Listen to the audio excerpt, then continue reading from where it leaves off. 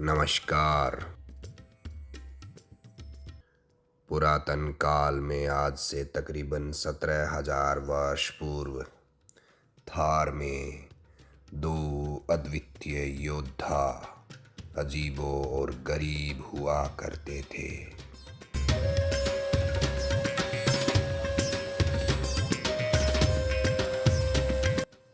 वे अत्यंत बलशाली और पराक्रमी हुआ करते थे।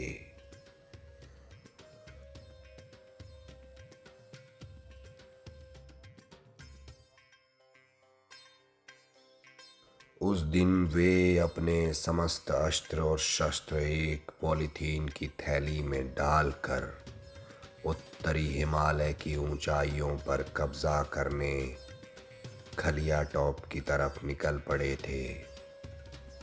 दोनों में उत्साह और जोश इतना ज़्यादा था कि 50वीं सीढ़ी पर राफ फटकर राफेल हो चुकी थी।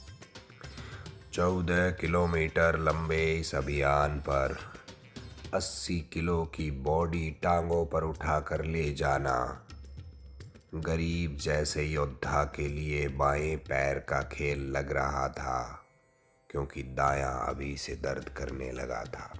उसके बाद वह खुशी से पागल हो गया और कैमरे का हाथ पकड़कर घूम घूम चक्करी बाबू ल्यायो बकरी खेलने लगा। और दोनों महाराज अजीबो गरीब कैमरे के लो एंगल से इतनी फूटरी क्लिप देखकर आत्ममुग्ध हो गए और सामरिक अभियान भूलकर खुद ही धुतकारे डालने में व्यस्त हो गए। महाराज गरीब की टांगों और जांघों ने अब टांगवाधिकार आयोग में शिकायत ठोक दी थी, जिसके चलते महाराज खांगो खांगो चल रहा था।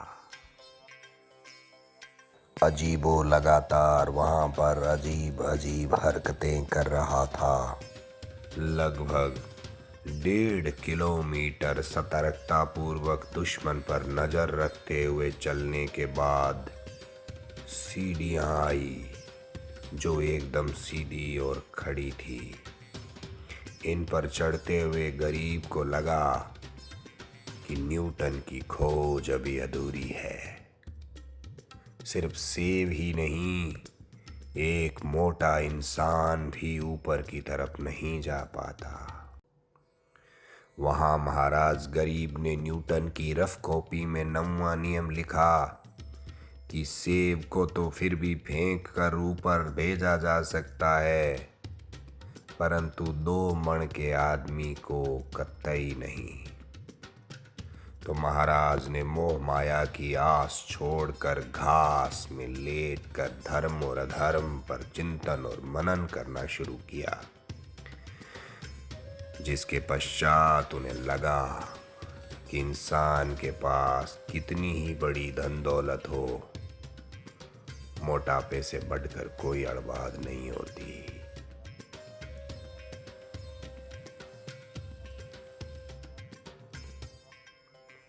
अब तक घुटनों में पुराने ऊंट गाड़े जैसी संगीतमय ध्वनियां निकलने लगी थी। महाराज गरीब से 7 वर्ष छोटा और वजन में 20 किलो कम अजीबो गुरुत्वाकर्षण को धता बताते हुए ऊपर चढ़ रहा था। ऊपर उस साम्राज्य का दिलकश मंजर देखकर वे लोग अपनी टांगों की टैं टैं भूल चुके थे। ऊपर की दुनिया रहस्यमयी और अलग थी। दोनों योद्धाओं ने जितनी जानकारी गुप्तचरों से प्राप्त की थी और जितनी तैयारी वो दोनों योद्धा करके आए थे, ऊपर जाकर एहसास हुआ कि वह काफी नहीं थी। वो एक घोड़ों का साम्राज्य था। कुछ समय पहले मनुष्य को लात मारकर भगाने के पश्चात इस बुग्याल में उनका एक छत्रराज था और वे लोग चर चर कर पहाड़ों की चोटियों को सीधा करने का प्रयास कर रहे थे। दोनों योद्धा स्थिति की गंभीरता को समझ चुके थे, परंतु हालात को देखते हुए मौन रहना ठीक समझा। दोनों योद्धा एक छिपे हुए स्थान से उस फौज पर नजर रखे हुए थे। तभी वहां छुट्टियां बिताने आया गुड़ राजकुमार की बुआ का लड़का छोटी सी बात पर भड़क कर भाग गया। गुड़ राजकुमार उसे मनाने के लिए पीछे भागा और वह नहीं माना तो 2-3 उसके कान के नीचे लगाई, जिसके चलते बुआ काफी नाराज हो गई और अपने खुद के बुग्याल जाने की थोथी धमकी देने लगी।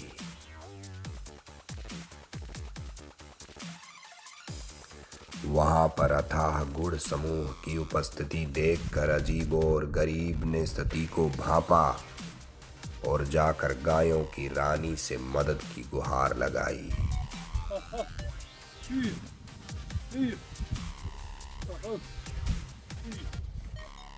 काफी मान मनोबल के बाद गायों ने युद्ध में मदद करने का आश्वासन दिया तो पराक्रमी गरीब घोड़ों को खुली चुनौती देते हुए सामने आ गया। लाल रंग के इंसान को सामने देखकर उन्होंने सबसे पहले अपने कुत्ते सांभा को आगे कर दिया और स्वयं पिछले दरवाजे से पहाड़ों की गहराई में कूच कर गए।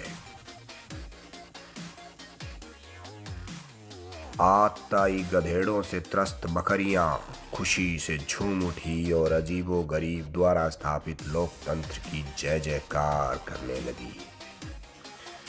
परंतु कार्य अभी पूरा नहीं हुआ था दोस्तों।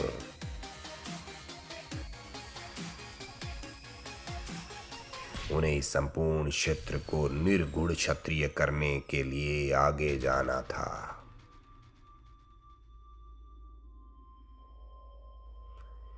भीषण युद्ध के पश्चात विश्राम करते हुए अजीबो गरीब की विशाल सेना ने एक तलहटी में लंगर डाल दिया और बिस्किट की शाही दावत उड़ाने लगे, जिसको उन्होंने 1.5 मिनट में चट कर दिया। उसके पश्चात आसपास के इलाकों पर कड़ी नजर रखते हुए बड़ी सतर्कता पूर्वक आगे बढ़ने लगे। पहाड़ों की ऊंची चोटियों पर टुकारिये करके घोड़ों को ललकारा, परंतु कोई आगे नहीं आया।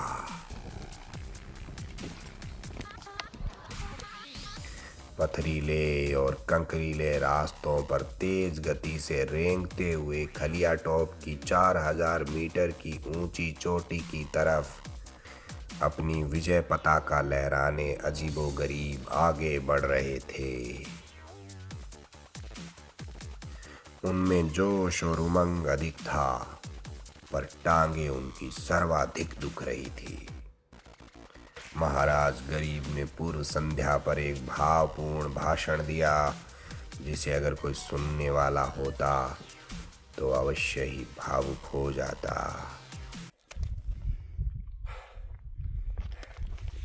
आल्टीट्यूड 3500 प्लस हो गया है। ऑक्सीजन बहुत कम हो गई है। शरीर अपना कंट्रोल छोड़ने लगा है और हम जैसे मोटरसाइकिल गाड़ी पे रहने वाले लोग, पोल खुल रही है जी। यहाँ पर एक इंच ऊपर आना ये बता रहा है कि हमने इन दिनों में कितना अपने शरीर के साथ बदतमीजी की है, कितनी ट्रेनिंग की जरूरत है इस शरीर को। लगभग 5.5 किलोमीटर चढ़ चुके हैं। सुबह 10:30 बजे रवाना हुए थे। अब तो सिर्फ हिम्मत और ये नज़ारे हैं दोस्तों, इन्हीं की बदौलत हम लोग यहाँ तक चढ़ पाए हैं। ज़रा दिखाओ इनको कि हम कहाँ से आए हैं। जो सामने ट्रेल नजर आ रही है, छोटी छोटी पतली सी, इस ट्रेल से होकर आए हैं हम लोग। अभी शिखर ज्यादा नहीं है, जिद्दी लोग हैं हम, इसलिए जा रहे हैं। थोड़ी सी जिद होनी भी जरूरी है। अन्यथा आदमी अपने स्वास्थ्य, अपनी बॉडी, अपनी क्षमताओं में बंद कर रह सकता है।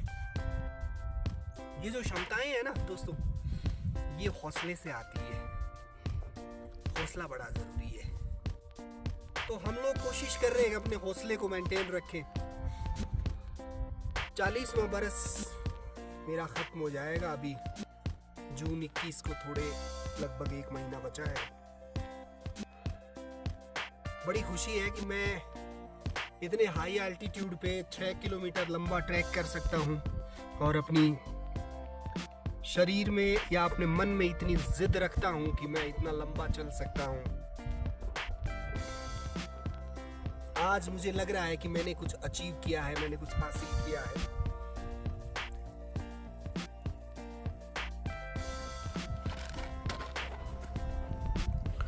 और इस तरह अजीब और गरीब ने अपने पेट पर खेलकर खलिया के शिखर तक पहुंचे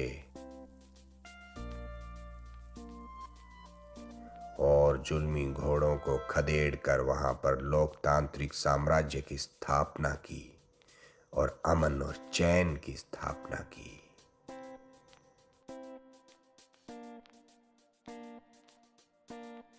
ललिया छलिया से लेकर खलिया तक का सफर उनके लिए नाम और शोहरत लेकर आया।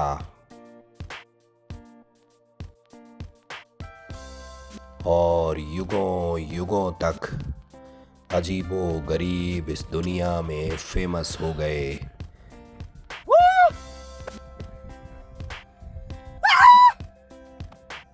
उसके पश्चात शाम होते होते दोनों विजयी अभियान के साथ बड़ी आन बान और शान के साथ नीचे की तरफ प्रस्थान करने लग गए।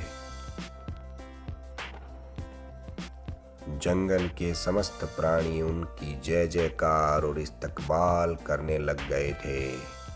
चारों तरफ अजीबो गरीब की जय हो के नारे लग रहे थे। खलिया टॉप के निवासी आज भी उन दोनों योद्धाओं के ऋणी है। बोलो अजीबो गरीब की जय। ये लो दोस्तों, हमारा ट्रैक जो है वो अभी अपने समापन की तरफ जा रहा है। और रात के लगभग 7:30 हो गए हैं। अंधेरा बिल्कुल घिरा आया है। जंगल अब पूरी तरीके से अपने बाशिंदों के लिए खोल दिया गया है और उनकी आवाज़ें आ रही है। कहीं बड़े जानवरों की आवाज़ें डीप में से आ रही है और चिड़िया वगैरह सब अभी अभी अपने घर लौटे हैं। पक्षी वो भी अपने अपनी जगह पर आ गए हैं और हम लोग बस last leg of our journey. बड़े ही रोमांचक यात्रा अनुभव रहा आज का। हमने बहुत कुछ देखा और अब आखिर में अंधेरे में जंगल का थोड़ा सा हिस्सा हमको पार करना पड़ रहा है। बस कुछ एक सीढ़ियाँ और उसके बाद आगे हमें सड़क पर हॉर्न की आवाज़ सुनाई दे रही है, जिससे हम अंदाज़ा लगा पा रहे हैं कि हम बिल्कुल अपने करीब पहुंच गए हैं और हमारी सुखद यात्रा का सुखद अंत थोड़े ही समय के बाद में होने वाला है।